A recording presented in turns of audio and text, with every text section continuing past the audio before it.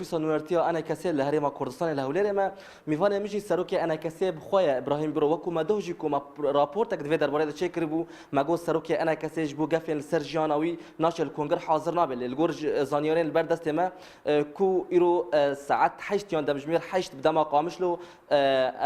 اندام کنگره انا کسی برای خودمون کنگر وکو تجانی زمان کو کنگر نه هاتول درخصن هندک خورتان یان آسایش کنا حال حاضر لقامش له هاتبو گوتبو جبر نبونا رخصت ام ناخذن اون درباسی کنگر بن جبو زانیارین بهتر از یکسر بچم جام سروکی انا کسی ابراهیم برو بخو میوانه منه دم باش برز ابراهیم وكو سروكي انا كاسيت بخوجي دوج مرة قلت جبو قافين سرجيانا تناشي كونغر يروجيت ومديت كل قام شلوبري دو دامش ميران دامش ميراكي كونغر نها تل دار خستن كو لغور وين ديفيجن كو اسايش القامش لو ديفيجن شما رخصتني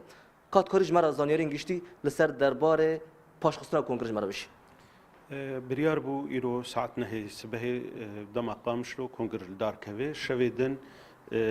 اسايشي بسر گريداين بسر پيه ديوي هنك سركردايتي انجمن رغوتن چيناب هون كونغرا خول دارخينن بارتي انجمني فيس بي ساعت حيش كومبونك چيكرن و بريار سندن امي كونغرا خو چيكن جبر كونغر برينها گلك جاري جبو عين روشي هاتي تاجيل كرن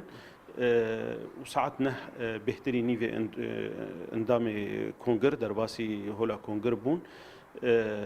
دوی دريده اسايش وان هاتن و ايريش كرن نهشتن كسل درو درباس به و جالي كيده كسل لهون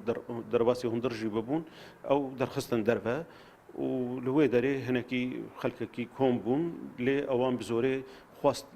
يعني بروبلما كي تشيكن او بكن چون تقينك جيكرن دفرك نيزيكي اوي امو يجي تزانن يعني قالك جارا تقيني ولو تشيكرن جارنا خلق جهاتن كشتن يعني اللي استكي اداري ولو يعني للجمع قالك درباس بونه داوي وان انداما بري قدان اوفيسا يو ان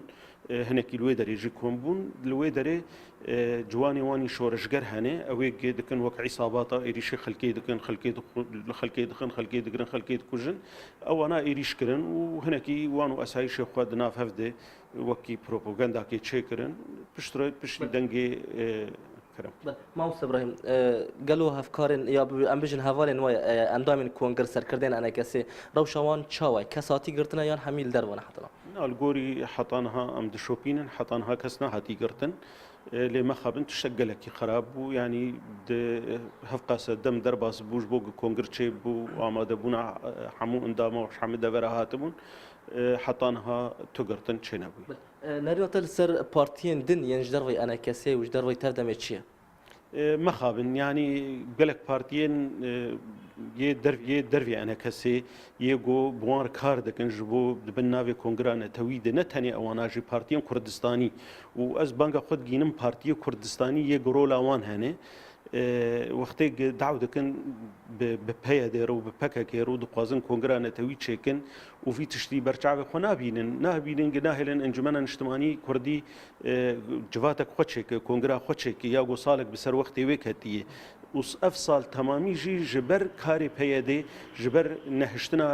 جیانا سیاسی جبر گرتنا سرکردایتین انجمن اجتماعی کردی مخابن آنها و کنگره آن کسیل دار کتا و سرکردایتی انجمن اجتماعی کردی جدیر که حطانی بعفرینه زندان پیاده دن. نه کنگر نه تکرن ما مستبدیل چیه اون چی بکن برای خودن کشان علی.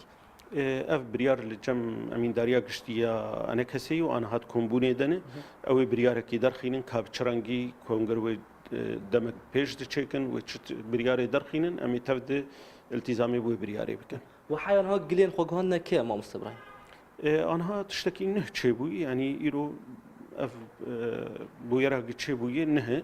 اما بيغمان يعني امي بلاف بكن يعني هم دراغ هاندني جي هم جي امي بگينن هر آلیه کی سیاسی به آلیه کی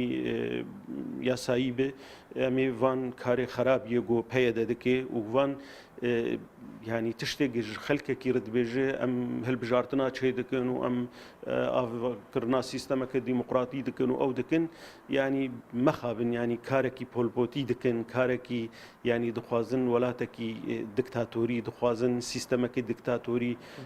و ئەفژی نەغەریب سەرمە ئەمزان هەر وەختێژی ینی گرتن و کوشتن و لێدان و قەدەقەکردن و نەهشتنا ژیانە سیاسی ئەف ژ کار و قەباتێ مامۆستا إبراهيم نها بري وأم تشكي باش تاويجرن بري نها ونو بيدي يان أم بيجن تفدم يوم هفر رونشت بون وهولير هولير دو وجيفينا دو هوك أنجام دا بريار بكونوا وكو هف بار وكو شريك ون كاري رجوا بريفا بن حتى وريكفتك بريار ودي بكرة كل سرنا في بيكي وبيش مرجين رجواجي بري حفتني فيك جان دو حفتان هفسروك بيدي نو قطبو أو دم نما يدي أم نما بأنا كثيرة ديالوجي وكو بريت كن هاجر كو بخوازن دي براورن وكو بارتيان دين باش داري دي برتيبن ونها شد بيجن بشتي أفيرشين السروا قالوا هين دريان وفكرناش ديالوجي را يان نرنا كي وي جدا هي بێگومان یەکڕێزیە ملەتی کورد و تەفگەراوی سیاسی گەلێکی گرنگێ لێ ئەم دخوازن بدەن خویانی گرنگ پەیەدا و حەمرە خستنێک بن ناوێ سیستەمی وێ کار دەکەن ینی ئەوان دەژوان ڕێکەفتنا و دەژوێ سیستەمی و دەژ مەسەلێ نەتەوی و دەژ مەسەلەی کوردی تەفدی بەردای و هەشکەرت بێژن یعنی ئەم گوەرنەهەکی مەزن و بارێکی مەزن دەخن استێوان دێ گەم بێژن دو ئالیە کوردی ینی ئەوان مەسەلەی کوردی لە پاشخواهشتی هەشکەرە هەر کەسێکی سەرکەردایەتیەوان دەبێژن ئێمە مەسەلەی نەتەوی مەل پاشخواهشتی تشتێکی کەم بوویە ئێمە ئەم نەتەواک دموقرات کار دەکەن و ئەو ji بۆ ڕێکەفتن چێ ببێ وێنە وەک ڕێکەفتنێک بەلکی خەلکێکی سەر عردەیە دانوستەندنێک پشتی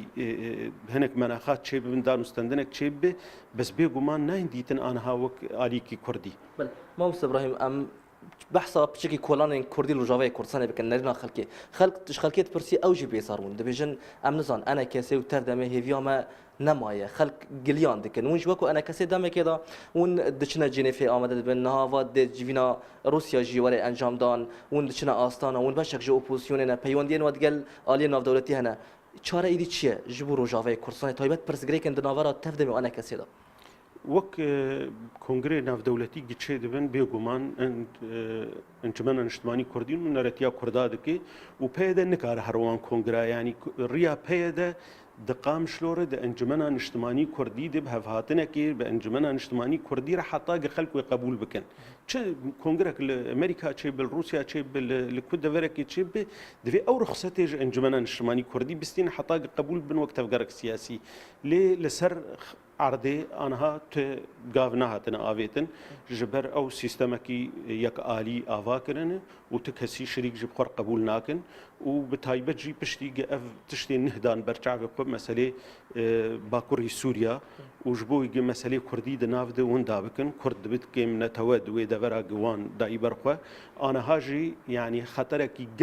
gelekî mezin li ser Kurdistana Sûriye heye ji ber çûna wan û derbaskirina wan di nav xelkê Ereb de û deverê Ereb de aniha ew xelkana hinek eşairê Erebî heşkere dibêjin em karê xwe dikin em çilo dijî Kurda em Kurda ji erdê xwe derxîn. برا بچکی گوه بدن مجارا کنگر هفالین وان حال پیش اوفیسا نتوانی اکویل قامش لو سکنیانه مانگرتنک انجام دانه ده ما دمی داشته بود دجویری دان ده بریاره کی بدن گلو ده برای خوبنا باشوری کردستان هندک زانیاری هند واد بجن یعنی خلق دبجه یان سرکردن واد بجن دبجن دبک و او سرکردن انا کسی یان کو ده باشداری کنگر بانا یان ده کو کنگر برای و برانا جبو مترسیا جانم سروان ده برای خوبنا باشور افتش چه خاص راسته نه حتانها تشتكي ولو تنية وتقوتنك جريالي تنية انجمنا اجتماعي كردي انا هالقامشلو امين داريا قشتي وداخياني كي درخي وتشتكي درخينه وازبهور ناكم يعني اف مساليق وخلق تفد وتفقرا سياسي 6 صالي رجيم السوري خواست تنبك